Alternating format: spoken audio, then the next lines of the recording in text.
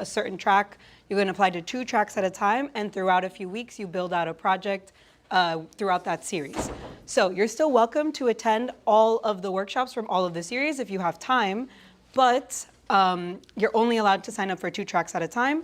If you attend all 3 of the workshops, not counting that first orientation one, then we're gonna give you some special merch, and you're gonna have a finalized project to put on your resumes, on your GitHub, and hopefully you'll learn, comprehensively about that track. So I'm gonna make one important highlight right now, which is our Explore Hub. Go.fiu.edu/Explore Hub. This is your one-stop shop for all of your Explore content. We have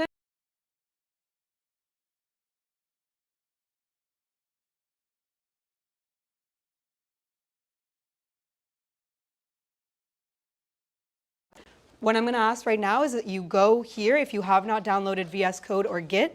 You guys didn't attend the previous workshops for this particular series. You're gonna need these to code today and to start working on your projects and advance with the JavaScript part. So if you can scroll down for me. This is our cohort schedule. A lot of our cohorts have already closed. AI will close today at 5 p.m. if you guys are interested in the AI track. Hardware is gonna close next week, Sunday at 5 p.m. if you guys are interested in that. Game dev and web dev already closed, but like I said, you guys are still welcome to attend all of the workshops. And all of these workshops are going to repeat after spring break. So if you missed one or you didn't have time for it in your schedule or you just wanna go to all 4, awesome. You guys can go ahead and revisit those other tracks after spring break. So if you can scroll down for me. If you guys are interested in joining the AI or the hardware tracks, like I said, those have not closed yet, so you can go ahead and scan this QR code. This is also going to be at go.fiu.edu/.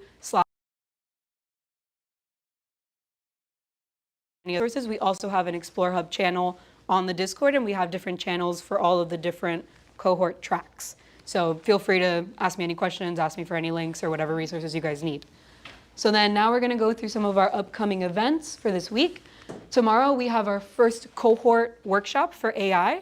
It's gonna be at 4 p.m. in PG5 134. We're gonna be going over AI foundations. So if you're interested in this track, please try to apply before tomorrow because that's gonna be the first actual cohort workshop. You guys are gonna start actually building up your skills and working on a project. So then, next one. We have our last game dev workshop on Thursday. If you guys are a part of that, please make sure to attend because again, if you attend all of the workshops in the series, you're gonna get some special merch. And I'm also gonna be bringing cookies for everyone. So don't miss out on that. And just if you're interested, maybe you wanna get an idea of what it's like. If you're interested for after spring break, please go ahead and come. It's at 4 p.m. and I forgot to put the room, but it's PG6 115. All this info is usually on our Discord as well. And on our Explore Hub, I have a calendar, all the events with the Luma links as well. So now I'm going to give it to Mr. Carlos to talk about some other upcoming events and exciting opportunities. Hello guys. Oh, we have a mic. Hello guys, my name is Carlos. Very nice to meet you. I am advocating right now for the MITRE security workshop. We're essentially going to be talking about a lot of cybersecurity stuff. If you don't know what MITRE is, it's essentially, if you've heard of FBI, CSI, KSC, all those 3-letter acronyms, they work for them. So they do the security for the nation, basically. If you want to work there, these guys are great. They literally ask you when you work, what would you like? Would you like a Mac? Would you like a window? And they'll be like, here. What else do you need? Do you need a table? Do you need a chair? Here you go. These guys are great. They got money. Come on, guys, go. All right. It's also very interactive, so they're going to be doing an actual workshop. You're not just going to be sitting there watching a lecture. You're going to have time to talk to recruiters and work on some of your cybersecurity skills if you guys are interested in that. And Build. Who's already participating in Build? Okay. We should see most hands up. All right. Yeah. Thank you, man. So guys, if you don't have a strong resume,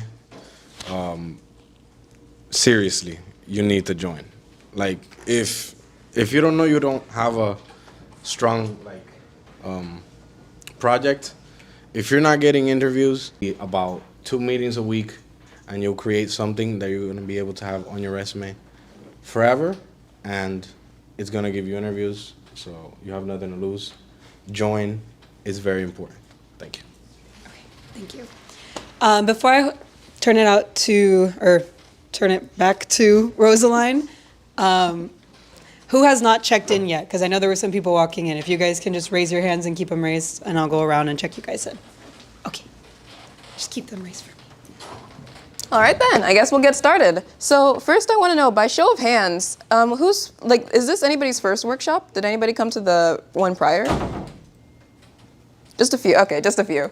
Okay, so we'll start up with project setup then. And the first thing we're gonna, for those who, oh my goodness. Okay, for those who came to the last workshop, you know that we ended up finishing like half of the CSS. Today we're gonna start by finishing that completely with the box model. And then after that, we're going to get into JavaScript, which is what you guys are here for. So for those of you who are newcomers, our starter code is in the HTML and CSS Notion on the Explore Hub. So you can go access that repository there. If you look, you'll see that, let me actually pull it up. That makes it way easier. If you look there, you'll see that we have a README document, a logo file, and as well as our long list of data. You just need to download those 3 files because we're going to be using them. And other than that, you'll be set. You can just, if you're aware of GitHub, we left my goodness, okay. There is an intro to GitHub workshop as well in the Explore Hub. You can follow along with that tutorial to make sure you have your repository set up.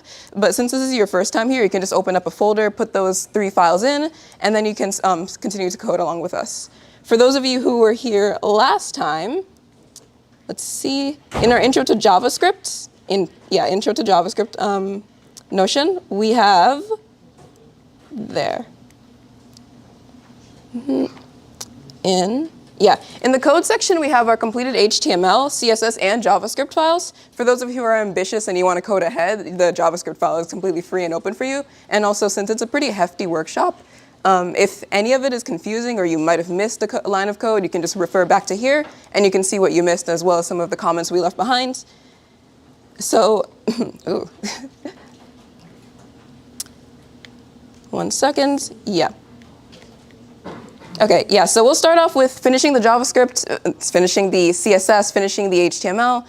So I'm going to open up the project file as we left it last time. And let's get some ground rules. Let's get some ground rules set up. Gonna close those tabs. Close that. So if you're here last time, this is where we left off. We have currently just the text documents. We have our footer in, but we don't have our results section. So if I compare these 2 documents right here, our current websites, as well as our target websites, and also, before I continue on, does everybody have their project open? Did anybody need help with that? Are you guys all good? Okay, perfect. So you can see some very clear differences between these 2, and a lot of them have to do with the box model since we haven't implemented that yet. Does anyone want to name out any differences that they see, like glaringly obvious formatting issues?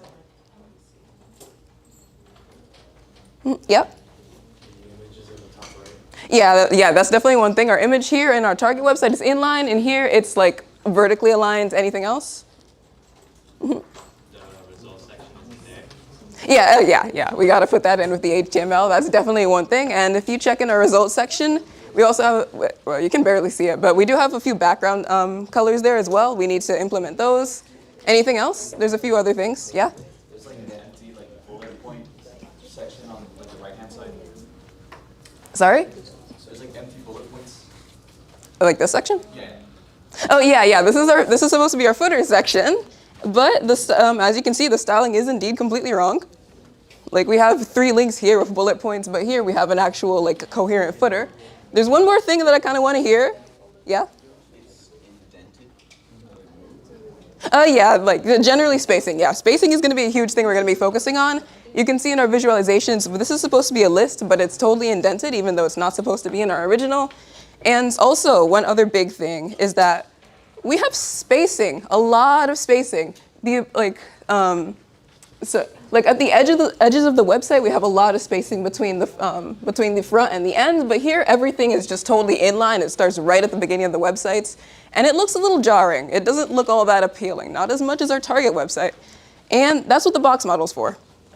So I'm going to open up our CSS file. And I'm going to mostly teach the box model as it is through the results section. So let's start off with the results section code. So I'm going to go to my HTML file. And does everybody have it open? Everybody with me? Good? Okay. So our results section is right under like our about section for visualizations. So under this section header, I'm going to start up a new section and open up those brackets. This is our completed code. Let me refresh it so you guys can see it. So you guys can see what it looks like as just as it is before we add those charts in. And to start it off, I'll add that section file, that section tag. This is going to simply outline where our results section is going to be. And based off of your knowledge of HTML from last time, it's going to be a bit hard. I'm going to be honest, the lighting isn't all that great. But does anybody want to kind of guess what this structure is actually going to look like? Maybe come up and live code it if you would like to. Yeah? Yeah, definitely. We have our div to actually outline everything to actually contain all of our elements in here. And we do have a header, so that's going to be an H2. And what else might be here?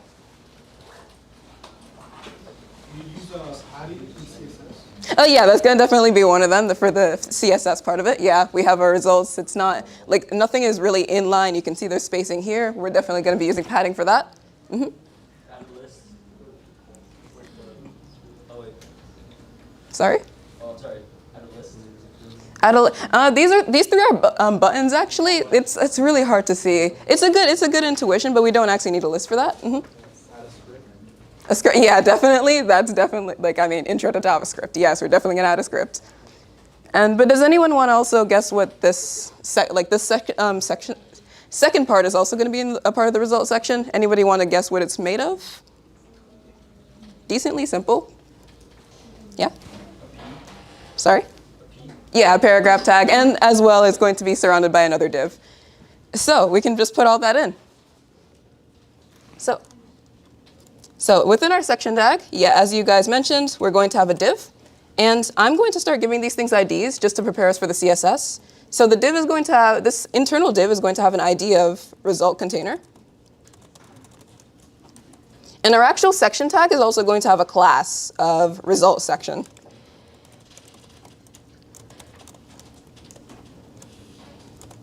As somebody mentioned earlier, we have the result title right there. So we're going to put an H2 with that. Type results. Oh, I just realized, wait, you guys can't actually see the changes we're making, can you? Let me open up the actual, I just realized that, my bad. Okay, there. We'll name it results. And I'm going to give the result title an ID of just results. So ID equals results. After that, we have those three buttons you guys saw earlier. I'm going to contain that in one section since it's a section of buttons. The first one is going to be, I'm going to open up the button tags, and we actually put the name of the button inside the content. So the first button is going to be just most common genre for our first chart. Our second button is going to be average year song released, which is just going to be our year tally. And then the third one is going to be loudest song. Yep. That's our default buttons right over there. Then after that, under the closing tag of the div, I'll put a space so you guys can see it better. We have another div, and that's going to have our little results card where we had that p tag. So we have a div, and then we'll have another div. We're going to be using this one for scripting. And inside of that, we have our it's a h4 tag technically in the code. A p tag works fine. And we are going to call it, we're going to write in it the default text you saw over there. Select a category and chart type to visualize data. I'll finish adding up these classes. This first div has a class of just button container. Obviously, it contains our buttons. And all three of our buttons are going to have the same classes. Tags in HTML can actually have multiple classes, even though they can only have one ID. We can give these 2 classes. I'm going to name the first class Spotify button, and the second one as result button. And I'm going to give those same 3 classes to all of our buttons. So I'll just copy paste that second button and that third one.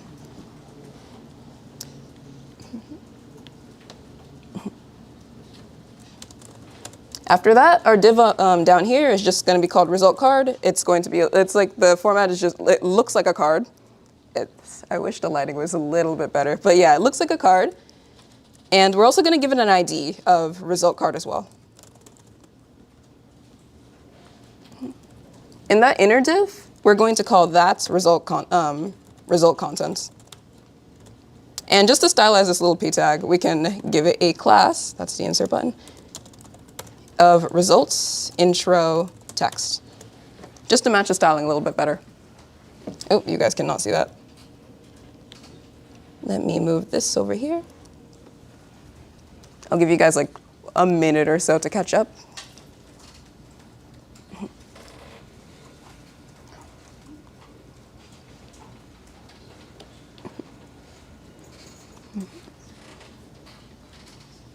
Does anybody have any questions while everybody's catching up with the code? Yeah. Can you slow down just a bit? Oh, okay, sorry. Oh, my bad. Why do you assign a class and an ID to Sorry?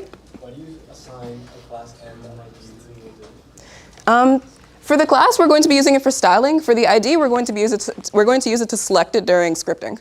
So we're just going to like separate their purposes, because if we have like one class and we use it for styling and scripting, then debugging can be a bit hard, because you have this thing, like it has 2 purposes. It's gonna look a little bit weird in the code. It's gonna be hard to understand. Like if you go back and your styling is wrong, but you have it also in your script, it can be hard to keep track of everything. Would it be better just like rename one of them so that you avoid confusion? Huh, sorry? Would it be better to just rename one of them to like avoid confusion?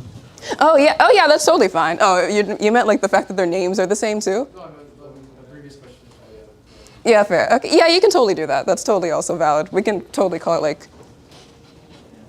result card ID. That's also totally valid. You just have to remember to change it in the code. Hi everyone. Hello. Nothing much. Just giving them a second. Everybody all caught up? I realized I was going a bit fast. Yeah? Class Spotify button space result button. It's okay to have a space there, right? Yeah, that just means 2 classes. Like here we like since HTML elements can have multiple classes, we just give them 2. The first class is Spotify button, the second class is result button. Yeah. 2 classes in one? Yeah, 2 classes for this one element. Oh, wow.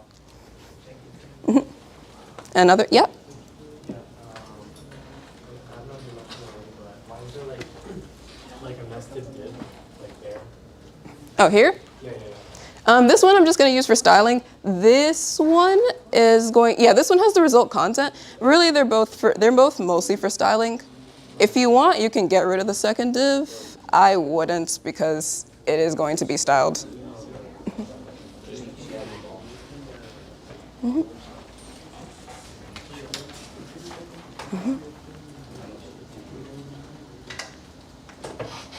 Any other questions? Everybody caught up? Doing this. Yeah, we're gonna finish the box model really quickly. Sweet. So you haven't touched JavaScript. Nope, nothing yet. Okay, everybody good? I think we're all good. Okay, let me open up the slides. Let me open up the slide for the box model. Oh, wow, okay, it starts at the beginning. That's great. Okay, give me a second. Let me open up the box model at the right slide. Okay, so if you've ever played with like inspect elements and you've looked around at your website, you'll probably notice that pretty much everything that's an HTML element can be reduced down to like a box, some sort of rectangle, some sort of square of some sort. And from that, we get the box model. This is pretty much going to apply to every single HTML element that you can think of, and it's good for styling and formatting because it helps us define the space that we have, the space and the formatting of elements on the page. So pretty much with every one of your HTML tags, the actual content that's in them is going to be content. So for your images, it's going to be the actual image. For your headers, it's going to be the actual header text. For your paragraphs, it's going to be the paragraph text. Unordered lists, it's going to be actual list items. So yeah, that's pretty much like whatever you're coding out is going to be part of your content. After your content, you have a section that's gonna be padding, which is mostly gonna be that space between your content and the actual edge of your border. If you could see with the lighting, like I really do wish there was better lighting, but generally on our actual websites, we have a bit of space between the edge of the border and before the content. There's nothing in that, it's just white space. It makes things look more appealing, easier to understand, easier to parse. After that, that surrounds our content in our padding, we have our border, which is going to be literally the edge of our elements, like that padding and content combo. You can either have a visible border or an invisible one. Either one works, but really it separates this inner content from the outer edge, which is going to be your margin. That's just going to be dead white space, and it's going to separate your elements from the other elements on the page. So it's like good for spacing. I can actually show this to you in the developer tools. So if we, okay, let me do that a little bit slower actually. For those of you who are in Chrome, to see this developer tool panel, you can just right click the web page, go down and select inspect.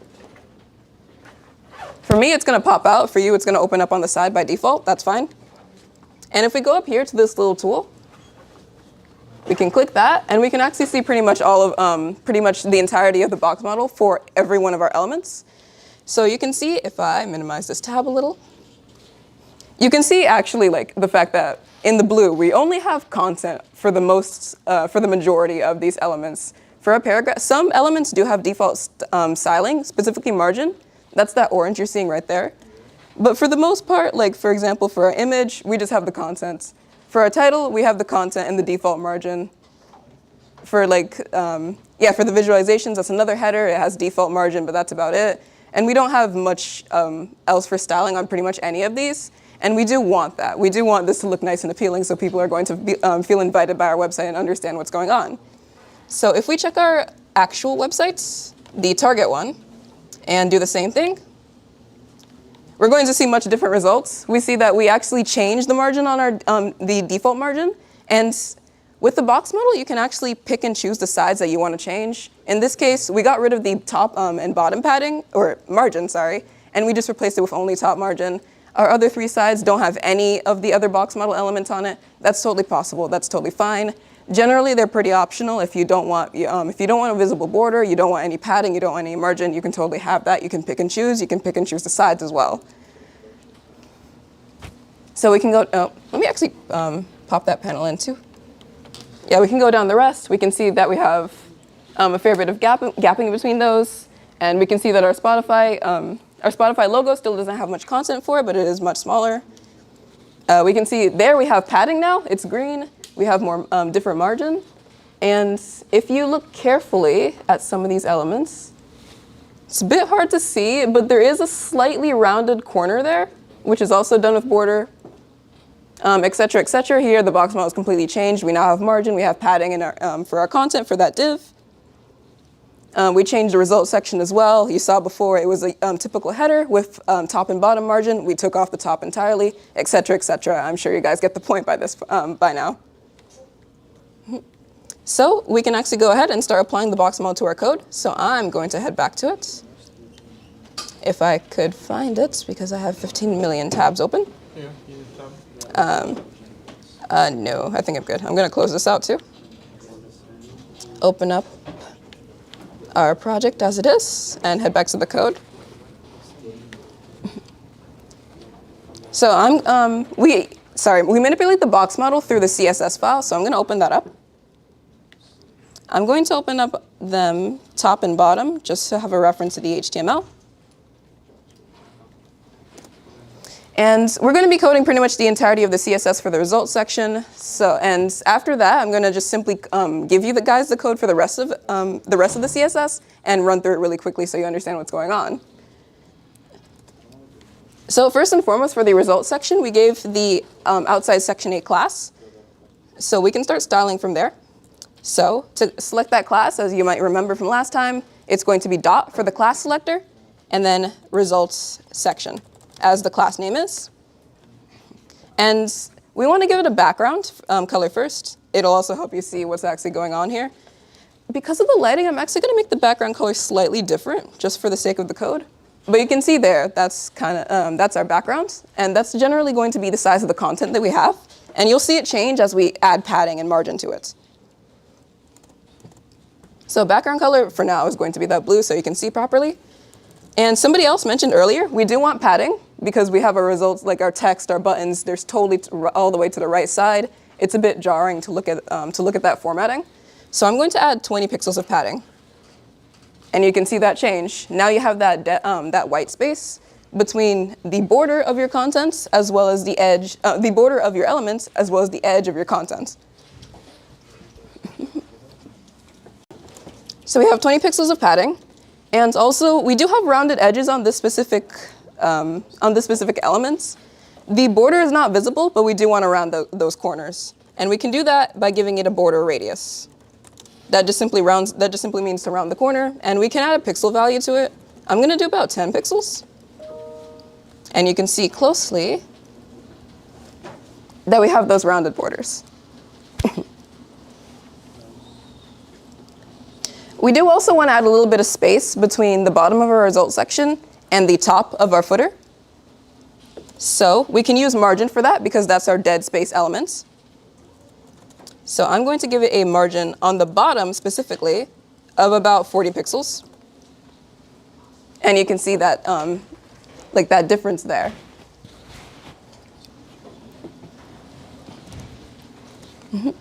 I'll give you guys a few seconds to catch up, and anybody have any questions in the meanwhile? How do I open like the file itself so I can see like the edits? Oh, while everybody's editing, I can help with that. Sorry, it's my first time ever seeing JavaScript. No, you're good. It's CSS. It's totally fine. You don't have live server, I'm assuming? Yeah, okay. So we can actually do this. Okay. We can reveal in File Explorer on the index HTML file. If you double click this. Right here, index? Oops. And open with, oh, you use Firefox? Yeah. Okay, nice. And there you go. Okay, thank you.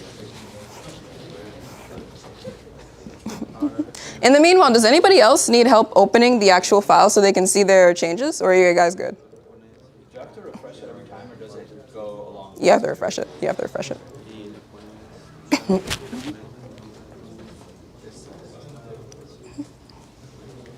All good?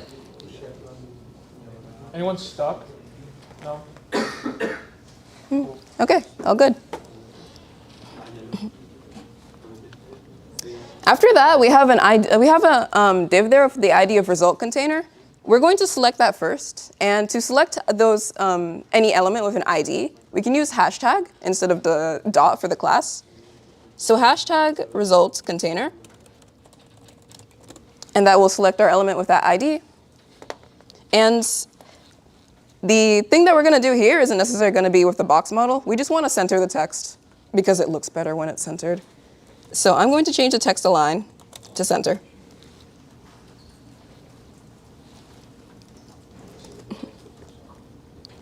Let me try to keep everything on the screen.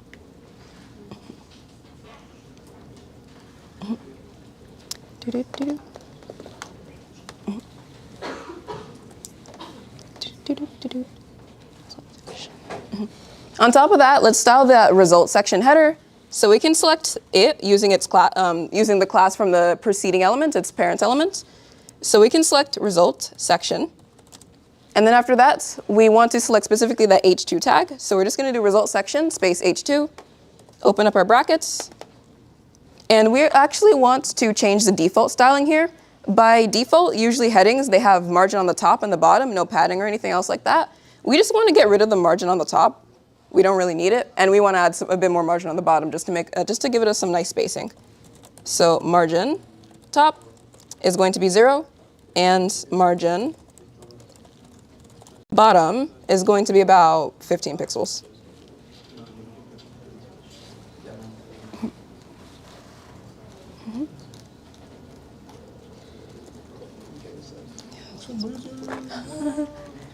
Yeah, I'm gonna change the background color once I'm done with this like specific section.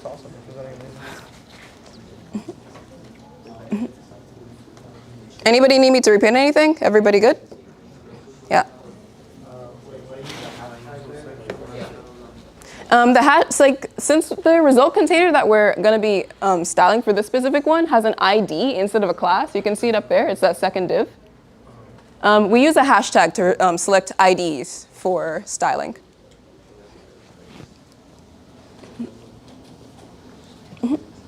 After that, we have the default styling for the buttons. We don't really want that. That doesn't really fit in with our theme. So I'm going to select the buttons. Oh, they're called Spotify buttons, my bad. I want to select the Spotify button class. And just to style these both at the same time, because these buttons have two classes on them, the Spotify button and the result button, I'm going to select both of those classes in one selector. So I'm going to do Spotify button, comma, dot result button, result button. And that will select both the Spotify button class and the result button class. And any style in that specific set of brackets will be applied to both. I'm going to change the background color to black, just for the sake of aesthetics. The color of the text itself is going to be Spotify green. The hex code for that is just 1ED670. Or 760, my bad. I'll increase this font size just a little bit to a font size of 1 REM.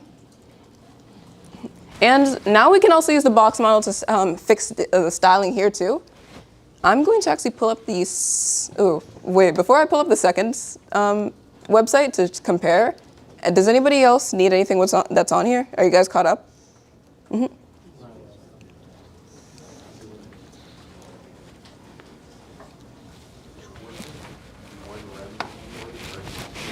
This is a type of unit for font size. The R means root. The EM is just simply unit for font size. Like, it's the same thing as saying like pH measures like acidity. So it just simply means that whatever number is in front of it is going to be multiplied by the root font size. We're using just the default for HTML, so that's 16. So this literally just means font size 16. If it was like 2, like REM, then it'd be 2 times 16, so font size 32. Mm-hmm. All good? Everyone caught up? Okay, perfect. So I'm going to hide that for a second. And we can compare these two buttons now. Ignore the background color. And considering the box model, what exactly do you, should I change that? No, I think you guys can see it. Can you? Can you guys see it? Yeah. Back there in the back row, can't see it? Changing size, no?